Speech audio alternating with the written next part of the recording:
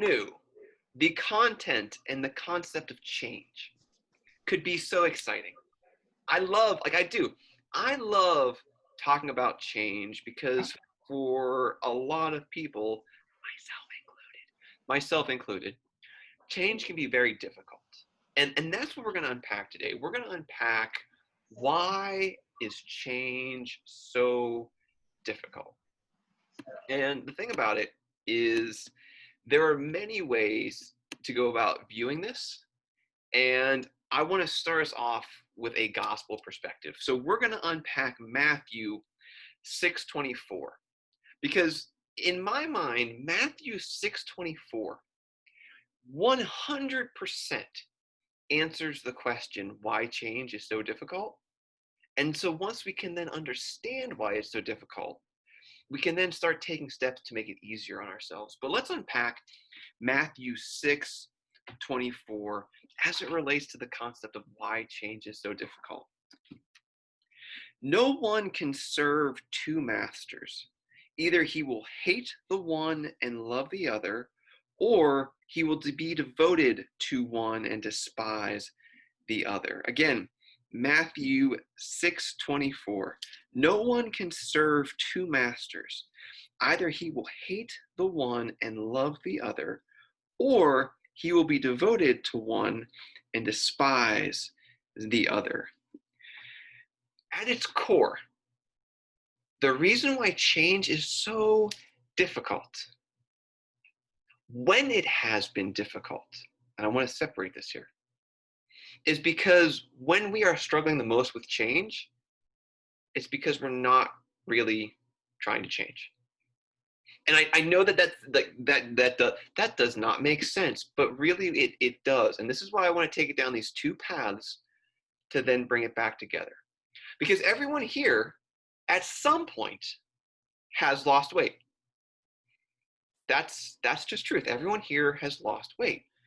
And I want you to take a moment and think about the times when you have lost weight.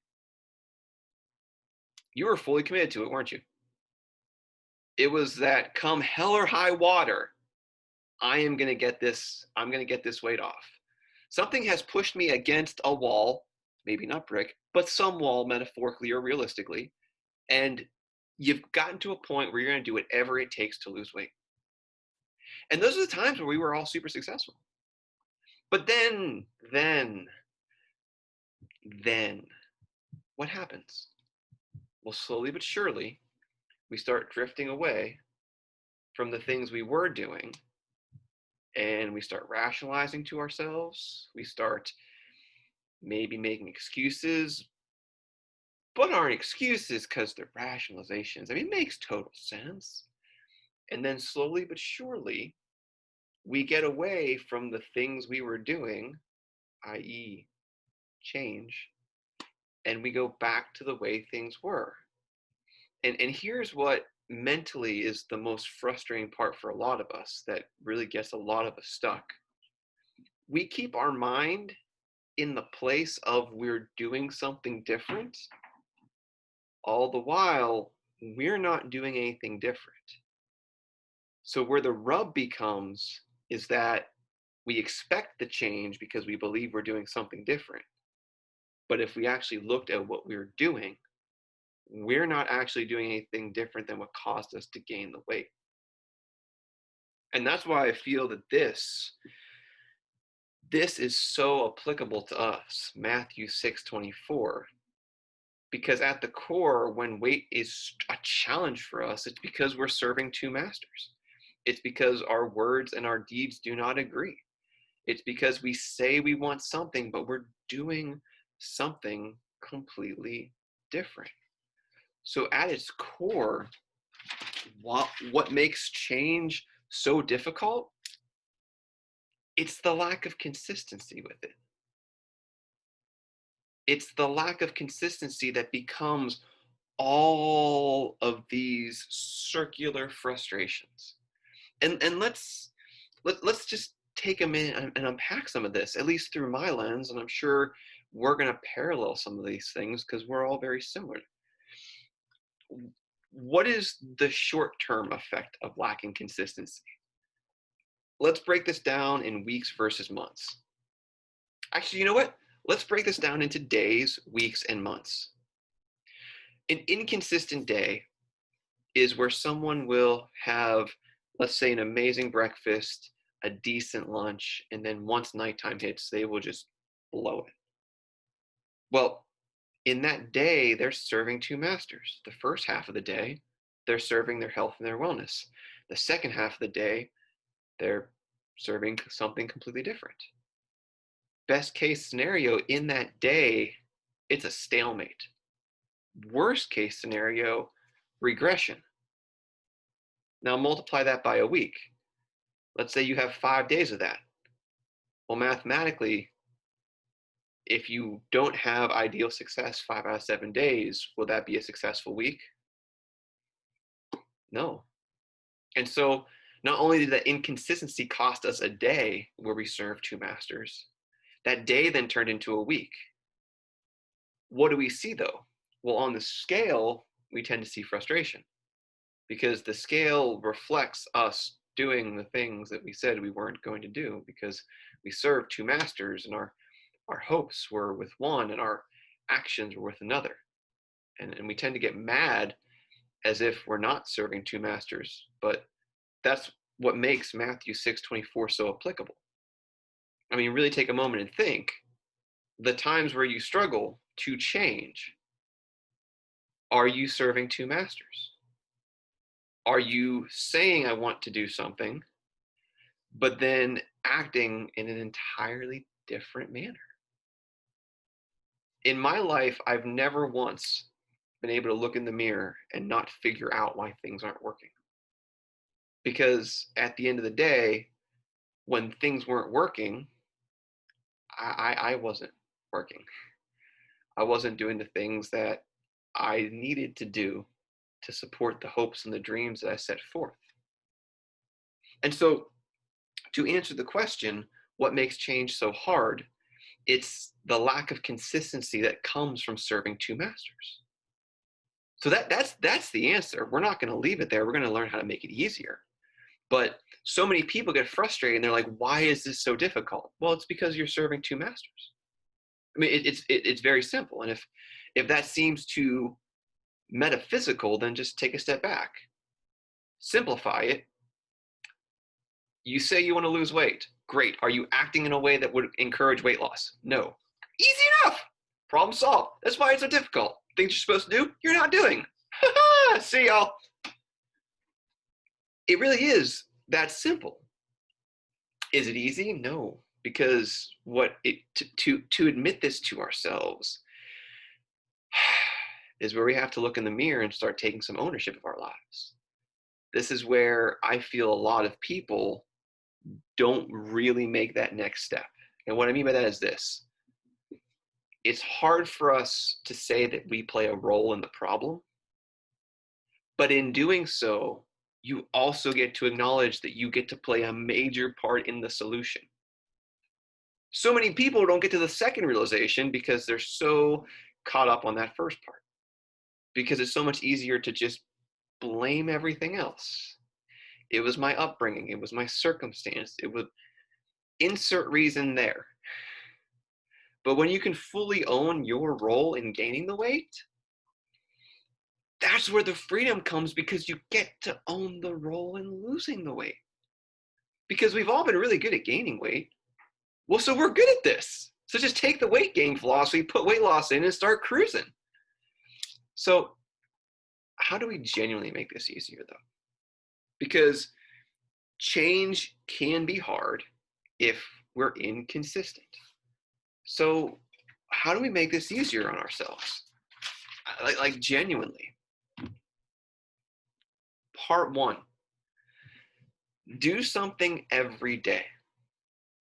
Like, do not let a day go by that you do not do something that is causing you progress. If you drink no water, commit to just drinking a bottle of water a day. Start there. If you're drinking 1 bottle, drink 2.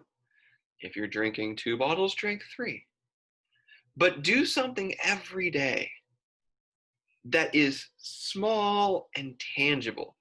If you're not walking at all, walk 30 minutes a day. If you're walking 30 minutes a day, try running.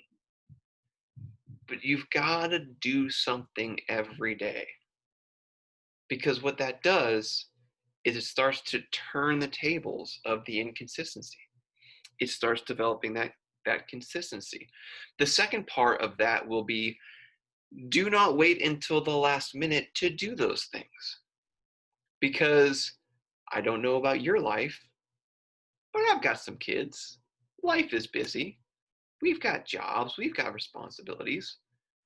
And there's only a finite amount of willpower that we have in the day. And if we push off something that we've not been used to doing till the end, then scientifically you're less prone to do it. If you know that about yourself, the easiest way to stop that is to not wait until the last minute to execute. And what's funny about this, we're all adults here. Is this not the same thing our parents told us about homework when we were kids?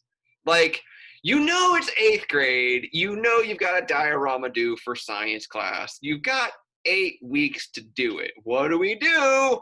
We wait till like day 56 and we're like, oh, that's due tomorrow. I should probably start. Oh, that is tomorrow. Oh, okay, Mom, we need to make, like, do we have plaster Paris? We need like a baking powder volcano.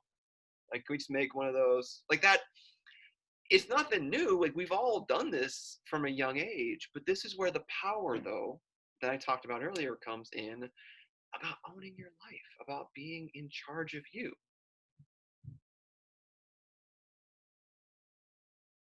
It's your schedule. Do with it what you want. If you want to lose weight, act in a way that encourages that. Since you control your schedule, yes, you have to eat, yes, you have to sleep, yes, you have to work, but there's more time in it than you realize. And if you've ever worked with me in some capacity, you know that. And I do my best to make it painfully obvious, quirkily, but also painfully, because it's love. So choose it. Don't wait till the last minute. Third, set realistic goals. You know what, I love reaching for the stars, but if you're 5'2" and you want to play in the NBA, I you know it, go for it, but is it realistic? And how that applies to us is, if you're used to doing nothing, and then you think, well, tomorrow I'm gonna exercise for 3.5 hours. Is that really a realistic goal? Going from something to 30 minutes, totally realistic. I mean, most of us can spend 30 minutes walking around Target if we wanted to. Well, just take Target out of the equation and walk around your block. But if I was like, you know what, go do CrossFit for an hour and a half, your kneecaps and back would hate me. It's not realistic. And I think a lot of us have, and I really do, like, I feel like it goes back to that high school mentality of like, I will wait till that last minute to study and then hope for the best. And we do the same thing here. I will wait to the last minute and then I'll just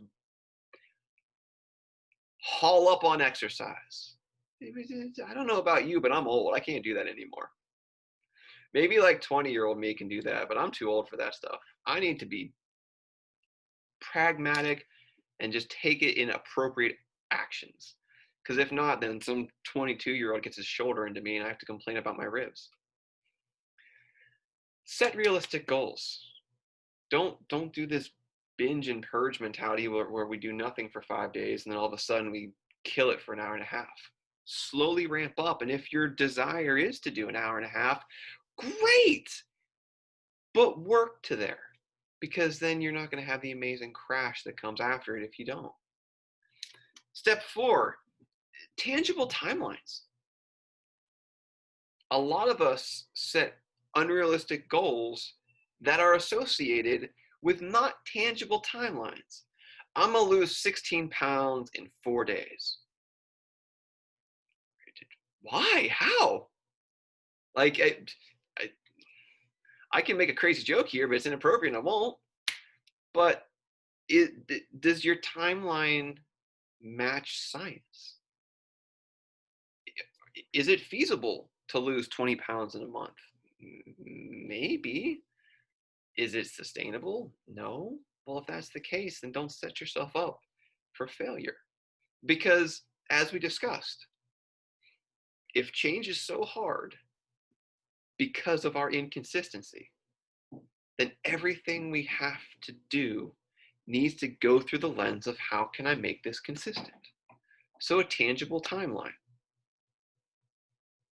These are things that seem so simple, but they're amazingly functional and attainable. And so one last one before we recap. Set yourself up for success. What does this mean? Quite often, and we've said it before and we'll unpack it again, quite often we set ourselves up for sabotage. We say, I'm not going to have desserts. And then we buy and we fill our cupboards with desserts. And then we're like, I'm going to try to out willpower it. Like, has that ever worked? The same thing, if you have a real hard time making the time for exercise, burying your running shoes, not having clean athletic clothes, all of these other things that we tend to do to allow ourselves to feel like we don't have the time or don't have the ability, we're not setting ourselves up for success. And it sounds silly, but when you start surrounding yourself with an environment that fosters success, ironically, I didn't know this was going to play out so well.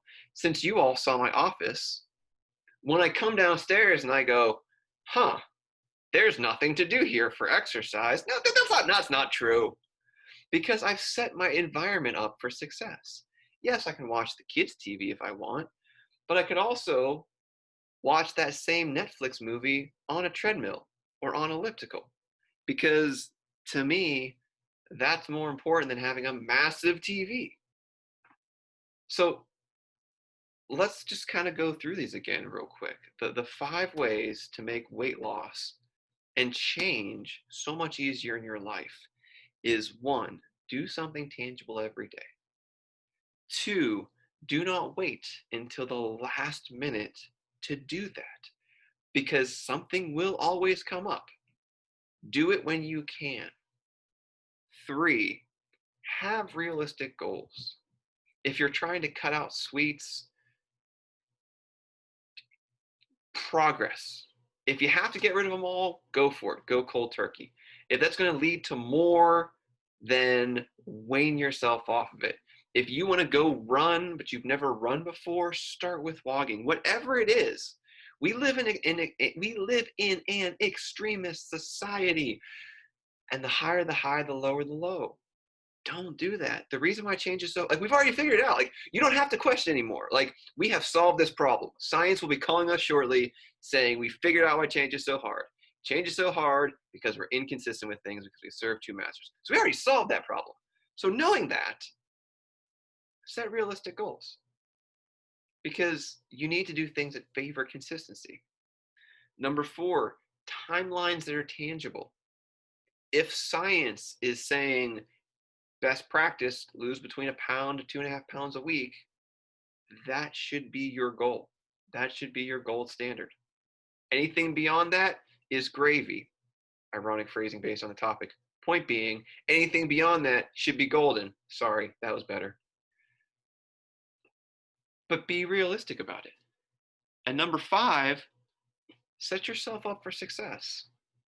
If you have an environment that encourages you for success, success will be the natural progression. But some of us are trying to do something totally different than what we've done, and then we've got either a room or a car or an office or something that says, hey, I'm a reminder of everything you're trying not to do, and then it's just telltale hearting you, like saying, come on back to the dark side, we've got Oreos. It's like, but Oreos make me cry. It's like, but we've got Oreos. Set yourself up for success and you won't have those problems. Because, and again, just to use I love that we talked about this. If you put yourself in an environment where you're going to succeed, if you surround yourself with people who are driven like you, if you consume media that is encouraging and inspiring, if you detach from the drama that says you can't and you engage in conversations that reminds you that you can, it'll be amazing the things that you can achieve.